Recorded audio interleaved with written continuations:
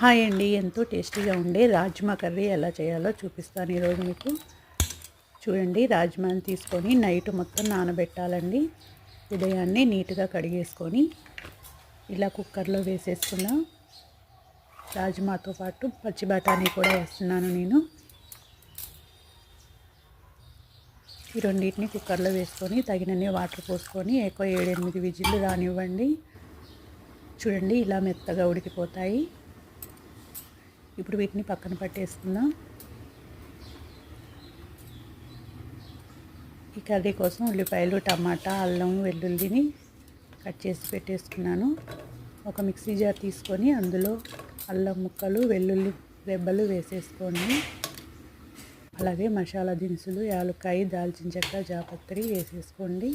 లవంగాయలు కూడా వేసేసుకొని ముందుగా వాటిని మిక్సీ పట్టేసుకొని తర్వాత అందులో ఉల్లిపాయ ముక్కలు, టమాటా ముక్కల్ని వేసేసుకొని కచ్చాపచ్చాగా మిక్సీ పట్టేసుకుందాం.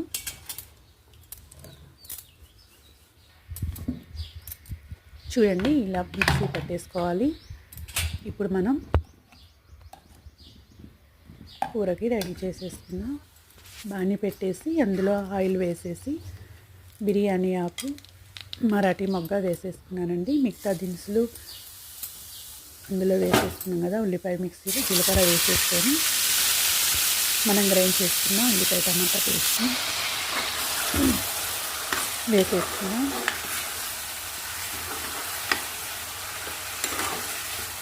ఈ ఉల్లిపాయ టమాటా పేస్ట్ పచ్చి వాసన పోయేంత వరకు చక్కగా వేగనివ్వాలండి.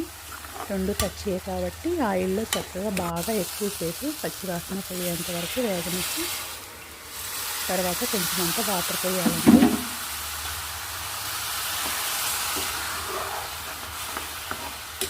మొత్తం దగ్గరకు వచ్చిన తర్వాత పచ్చివాసన అంతా పోయి దగ్గరకు వచ్చిన తర్వాత వాటర్ పోసేసి అందులో ఇప్పుడు మనం రాజ్మా బఠానీని వేసేసుకోవాలి.